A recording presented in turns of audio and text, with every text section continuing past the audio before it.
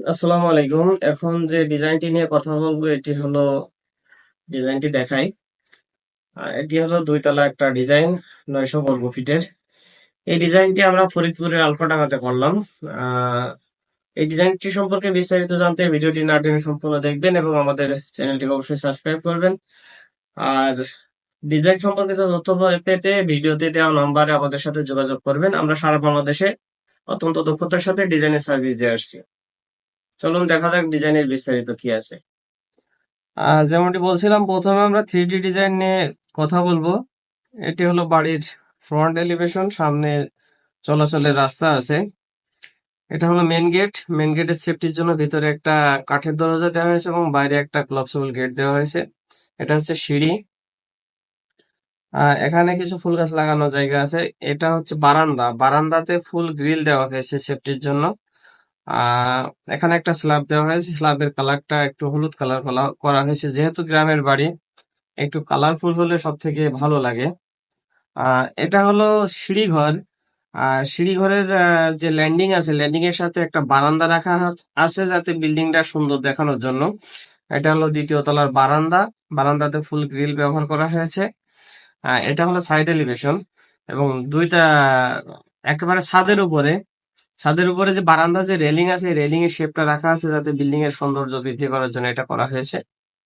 এটা front elevation. এটা side এবং ফ্রন্ট এলিভেশন সহ। এটা ডান পাশ ডান পাশের ভিউ এটা। আহ এটা হচ্ছে ব্যাক সাইড। ব্যাক সাইড সাদা মাটা রাখা হচ্ছে, তার কারণ তার বাড়ির পিছনে ধান ক্ষেত থাকার কারণে পিছনে আর বেশি ডিজাইন রাখা হয়নি। শুধু জানালাগুলোতে বক্স টাইপের জানালা করা হয়েছে। এখন আমরা ফ্লোর প্ল্যান দেখবো। ফ্লোর প্ল্যান বিস্তারিত দেখবো এখন আমরা। এটা হলো আর্কিটেকচারাল ড্রয়িং। এটা হচ্ছে স্ট্রাকচারাল, প্লাম্বিং এবং ইলেকট্রিক এর ভিতরে একই সাথে আছে। ফ্লোর প্ল্যানটা এখন দেখবো।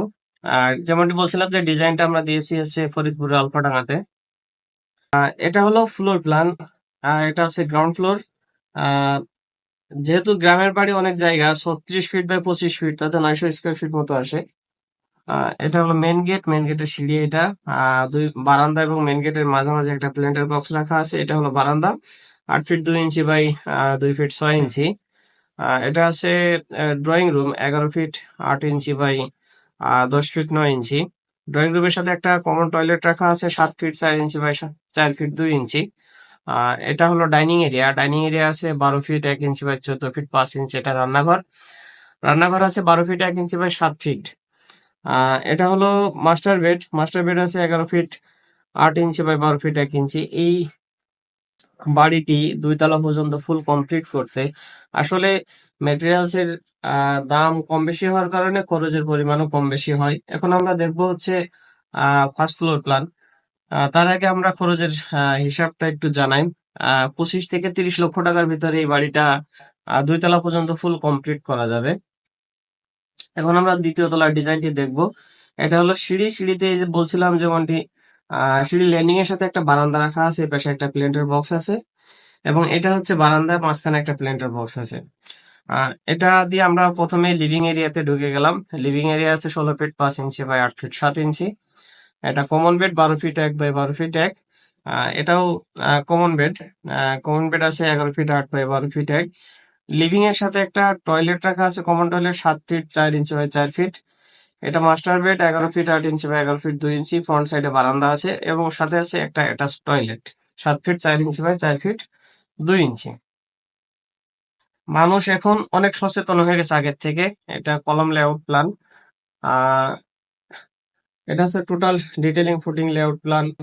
একটা বিল্ডিং এর ডিজাইন যদি ডিটেলিং করে করা হয় এবং সেই ডিজাইন অনুযায়ী যদি কাজ করা হয়, তাহলে আপনার বিল্ডিং এর খরচ অনেকাংশে কমে আসবে। এটা আছে গ্রেড বিম লেআউট প্ল্যান। এটা সেফটি ট্যাঙ্কি এবং যে সিঁড়ির ডিটেলিং আছে। আমরা চেষ্টা করে থাকি যে বিল্ডিং এর খরচ কিভাবে কমানো যাবে, সেই চেষ্টাটা সবসময় আমরা করে থাকি। শুধু বাড়ি করলেই হবে না, বাড়ির খরচও কমাইতে হবে। এটা হচ্ছে আর্কিটেকচারাল ডিজাইন। যাই হোক, আমাদের দিয়ে যদি ডিজাইন করাতে চান তাহলে আমাদের ভিডিওতে দেওয়া নাম্বারে অবশ্যই যোগাযোগ করবেন। তার কারণ ডিজাইন কখনো ফ্রিতে হয় না। এটা হচ্ছে আর্কিটেকচারাল ডিজাইনের ডিটেলিং এখানে। এই হলো ওভারঅল আমাদের ডিজাইন। তা মানুষ এখন যেমনটি বলছিলাম যে অনেক সচেতন হয়ে গেছে, গ্রাম অথবা শহরে যেখানে আপনি বাড়ি করুন না কেন। ধরুন এই বাড়িটি আপনি শহরে করতে যান, নির্মাণ খরচ যা হবে আপনার গ্রামে করতেও নির্মাণ খরচ একই হবে। শুধু জমির দামের পার্থক্য আছে। দেখা যাচ্ছে গ্রামে জমির দাম একটু কম থাকে, শহরে জমির দাম একটু বেশি থাকে। তাই যেখানে বাড়ি করুন না কেন অবশ্যই ভালো ইঞ্জিনিয়ার দিয়ে, ভালো কনসালটেন্সি ফার্মকে দিয়ে ডিজাইন করাবেন, এবং শুধু ডিজাইন করলে হবে না, যারা আপনার ডিজাইন করবে বাড়ি তাদেরকে দিয়ে অবশ্যই আপনার কাজের সুপারভিশনটা করাবেন। এতে করে কাজটা আপনার নিখুঁত হবে এবং ভুল হওয়ার সম্ভাবনা থাকবে না, এবং খরচের পরিমাণটাও কমে আসবে। খরচের পরিমাণটা কেন কমবে? আপনার ভুল ত্রুটি যখন হবে না এবং ডিজাইন দেখে যখন কাজ করা হবে তখন অটোমেটিক্যালি খরচের পরিমাণটা কমে আসবে। ধন্যবাদ সবাইকে, ভালো থাকবেন সবাই, আসসালামু আলাইকুম।